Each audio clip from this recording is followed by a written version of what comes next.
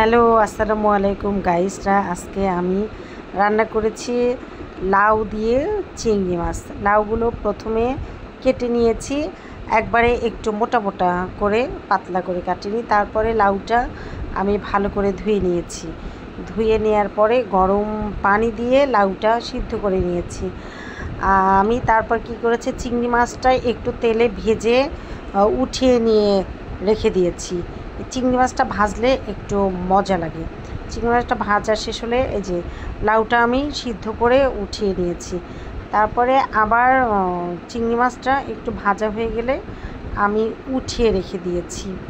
তারপরে লাউটা একটু মশলা দিয়ে কষিয়ে, কোনো মশলা দিইনি, মানে জিরা টিরা কিচ্ছু না, জাস্ট তেলে দিয়ে আমি ঝোল দেওয়ার পরে চিংড়ি মাছটা দিয়ে সুন্দর করে রান্না করেছি। খুবই মজাদার একটা খাবার হয়েছে।